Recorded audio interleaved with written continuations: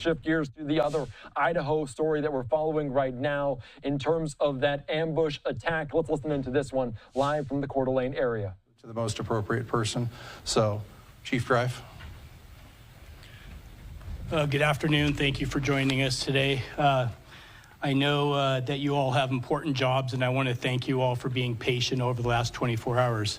I'm Tom Greif. I have the honor of being the fire chief of the city of Coeur d'Alene, and I'm joined with my union president, Gabe Eckert.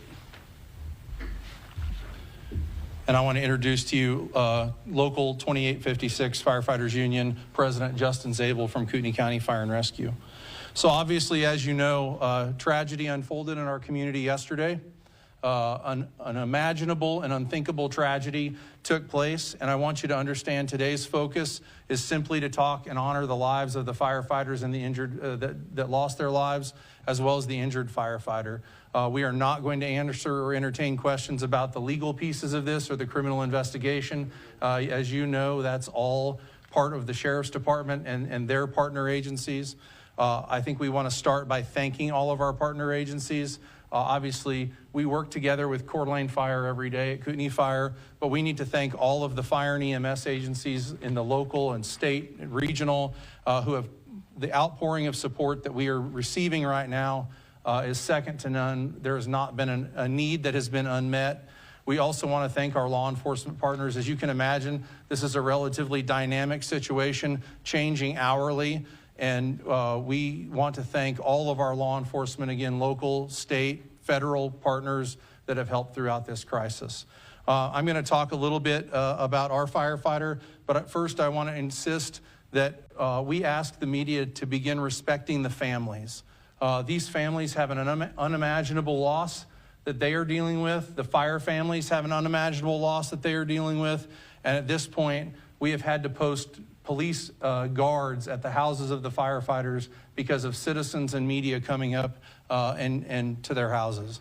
That is simply unacceptable in this time of grief. So we're going to ask that you absolutely respect the families of our firefighters, respect our firefighters that are working and still protecting their community today. We thank you for sharing our message. We want you to be part of this, and we want to partner with you. But we absolutely have a mission, and our mission is to take care of the families of the fallen, the injured, and again, our firefighters that are still serving the community. With that, it saddens me to announce that Battalion Chief Frank Harwood, 42 years old, has been a member of our department for 17 years, passed away in the line of duty yesterday.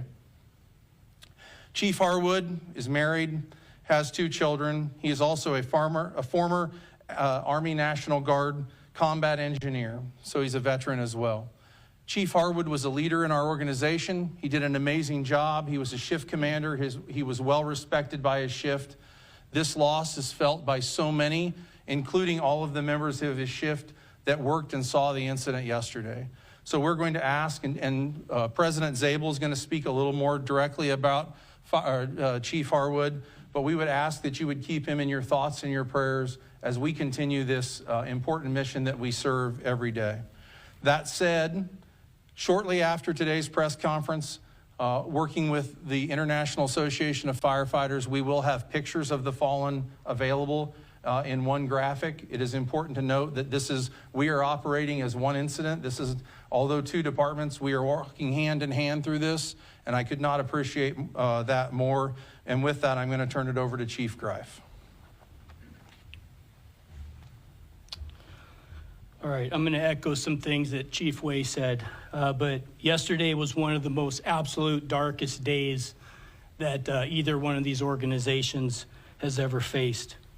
As the community has already seen, this unimaginable act of violence took place at a wildland fire incident on Canfield Mountain.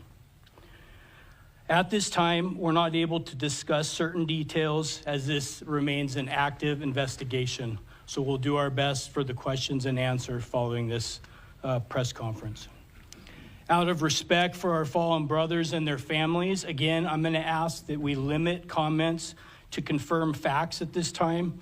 This afternoon, we're here to share the names of our brothers that lost their lives and the one that's been critically injured yesterday. From the Coeur d'Alene Fire Department, Battalion Chief John Morrison sustained fatal gunshot wounds yesterday and died in the line of duty. John Morrison began his career with the Coeur d'Alene Fire Department back in 1996.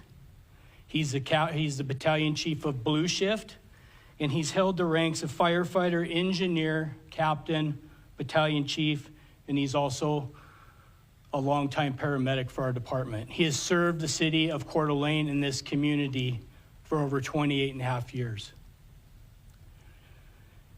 Also injured in yesterday's incident was engineer Dave Tisdall, who sustained gunshot wounds as well, and he is currently in critical condition at Kootenai Health.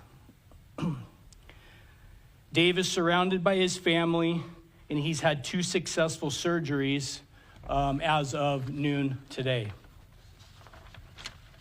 I do have a brief statement that Mrs. Tisdall wrote that I'd like to read. We thank everyone for their love and support. Dave is surrounded by his family, and he is able to open his eyes, and the 2 surgeries have gone well.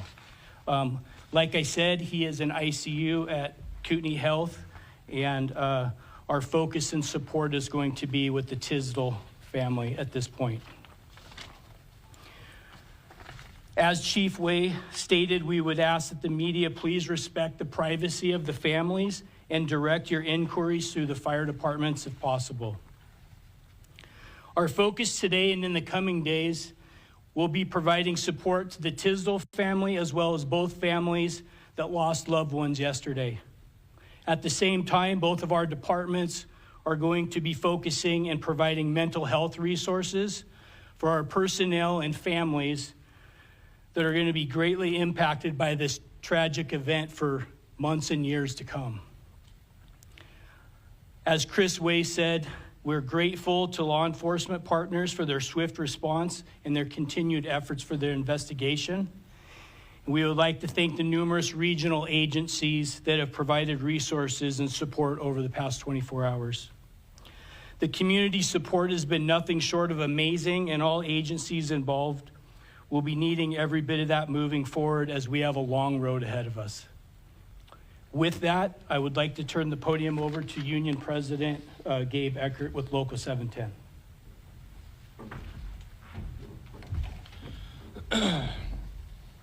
Yesterday was a terrible day. We as firefighters lost 2 brothers and saw 1 hospitalized with serious injuries. And this community lost 2 dedicated public servants. The outpourings of support from this community has been incredible, and the amount of food, cards, offers for help, everything is truly appreciated. For those who want to donate, you can donate with either the Red and Blue Foundation, the Jeff Welch Memorial Foundation, and there are also accounts set up for all 3 families and then the 3 families individually that can be accessed through any First Interstate Bank. These will all be linked to on our social medias in the following hours. In the meantime, we'd ask that you allow the families the peace that they deserve so that they can mourn their losses. These men were dedicated firefighters. They were dedicated to their community. Speaking to Tisdall, speaking to Morrison, these guys were hard workers. They loved their families. I just want to share a little story. 2 weeks ago, my last memory with John. I had the opportunity to work with him as he worked back on my shift as a battalion chief. We had kind of a rare moment with a lull at the station, and we went out onto the back patio and we smoked cigars and we talked with each other, and we talked about being better fathers. We talked about being better leaders. We talked about being better firefighters. And I just want to say I am so incredibly grateful that that gets to be my last memory with him. So if there's anything you guys take away from this, I want you to know these were dedicated men, and they were dedicated to this community. Thank you very much.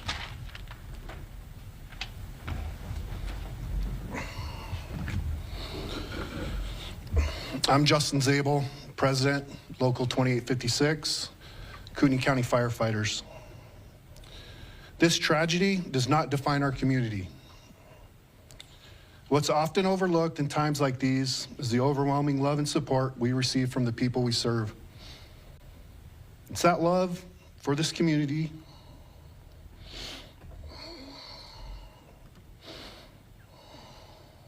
that inspired Brother Morrison and Brother Harwood to answer the call in service to their families, their union brothers and sisters, and the place they called home. They made the ultimate sacrifice in that service. The men and women of Local 710 and Local 2856 will continue to answer that call because it's who we are. And it's how we honor the memory of our brothers who gave their lives doing the job they loved in service to others. Thank you.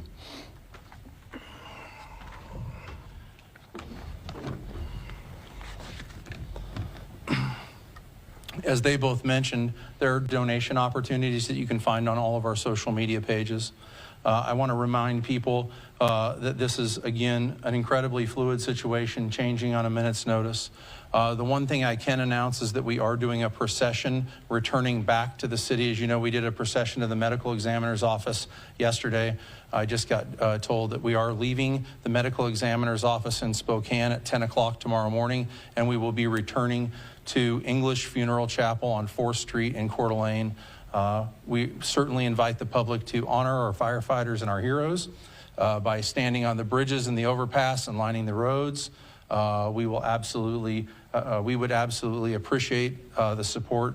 Please again know that our firefighters and our staff and our chiefs and our commissioners and our elected officials truly appreciate and feel the love that our community is sending to us right now. With that, I'm going to ask Mayor Woody McEvers to come up and say a few words.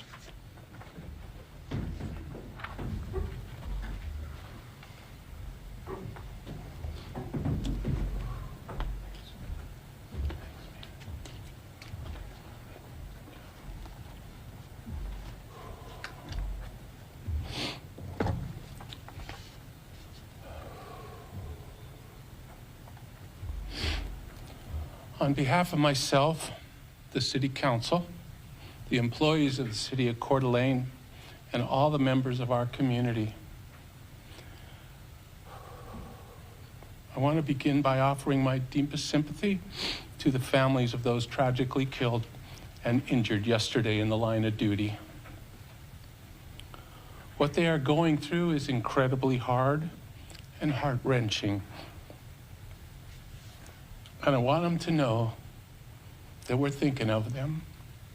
I also pledge that we'll stand with them in the coming days and weeks and months to offer all the respect and support and comfort and the love that they need. I want to thank all law enforcement, fire, and emergency personnel from many, many agencies throughout the region and the federal government who work so hard and heroically to deal with an event that was so unprecedented in our community. We still are in shock and are struggling to understand why someone would target unarmed, selfless public servants. Law enforcement is continuing to investigate what happened and why. But for now, let's focus on remembering those we lost and the families left behind. Firefighters have a special place in my heart. They do what they do out of love for the job and their community. It's a difficult and dangerous job. But the danger is encountered every day is not something they would ever thought they would have to face. Face it, they did, with courage and honor. I'm proud of them. I honor them. In closing, I'm so grateful to see how everyone has rallied around the families and colleagues of these firefighters. We live in a very special community of very special people.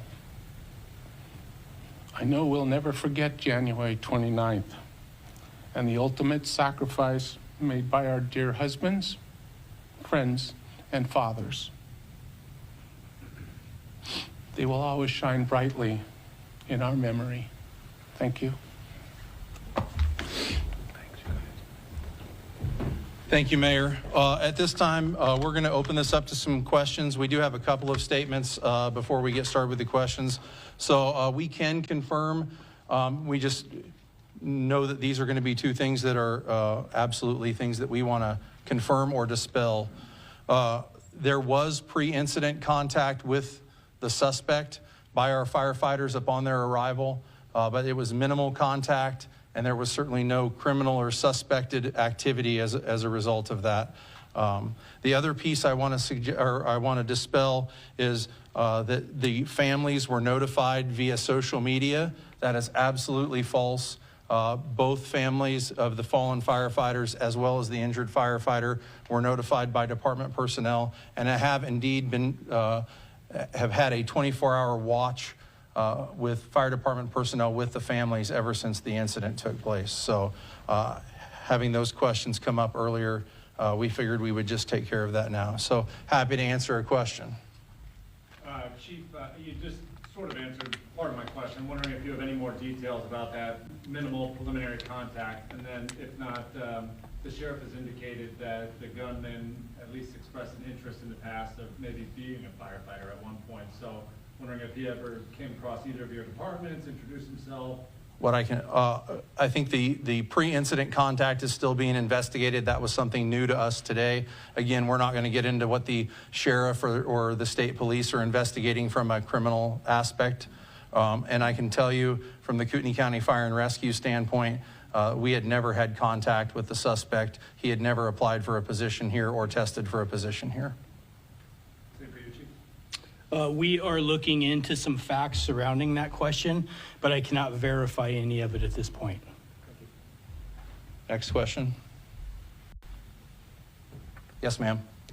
Are there any plans for a funeral once the bodies are brought? That's a great question. So tonight, we've tapped into the resources of both the International Association of Firefighters, the International Association of Fire Chiefs, and the International Fallen Firefighters Foundation. They're bringing in what they call their funeral response teams. We actually are meeting with them at 9:30 tonight when they're wheels down, and we will begin the planning process. But that involves the families, that involves all of the brothers and sisters. So obviously, as soon as we have a plan, that plan will be disseminated. We will have plenty of time. But obviously, that takes significant planning, and that will begin tonight at, like I said, about 9:30. Other questions? Can we get spellings, please, of each of the firefighters? And also, we heard Battalion Chief Harwood's age, but we did not get an age for Chief Morrison or Mr. Cooper. I can give you Frank, F-R-A-N-K, Harwood, H-A-R-W-O-O-D,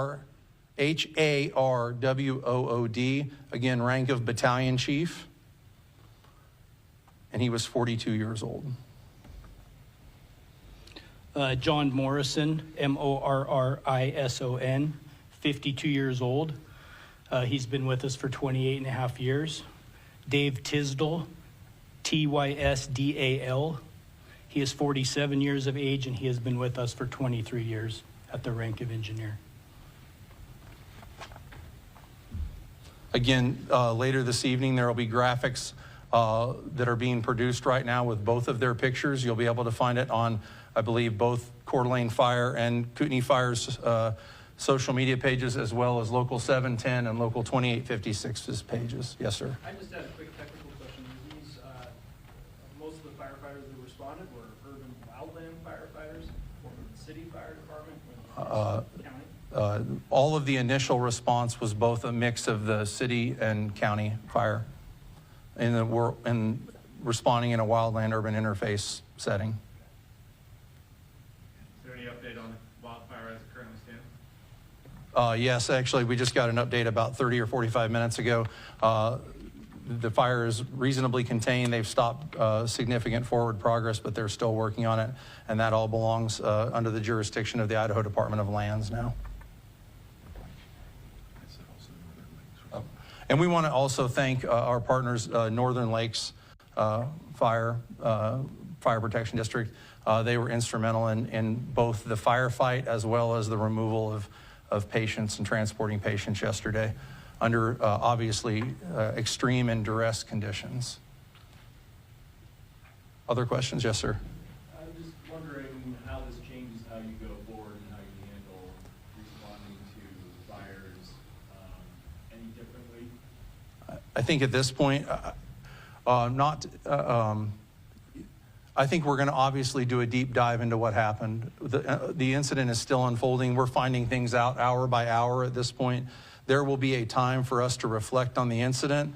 There will be a time for us to be able to evaluate our policies and our procedures and whether or not, should we have had more people on the initial attack to... It's really impossible to say at this time. What I can commit to you is obviously we will do a deep dive, and I think we will do that together. We're partner agencies. We respond together every day. On this unfortunately was another routine call until it wasn't. And so our focus right now is obviously the families of the fallen and the injured. Our fire department families in making sure we heal through this, and then we can begin the dissection of what happened. And some of that is going to be with our law enforcement partners once they get a much better picture of truly what unfolded and why it unfolded. On the human side, it's natural. I think immediately after this happened, everybody's going to have a heightened self-awareness level now rolling out the door.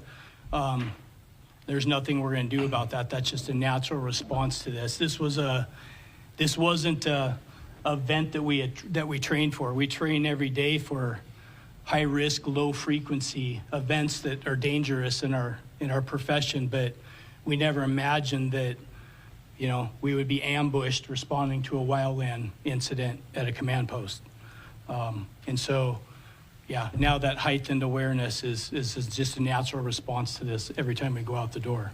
I again would use that as an opportunity to thank our law enforcement partners, and I would just advise our community, you may see this over the next few days, our law enforcement partners have stepped up and guaranteed a response to every call we go on, whether it would be a typical call that law enforcement went on. I think that gives our brothers and sisters in law enforcement an ease that they're there on the front side.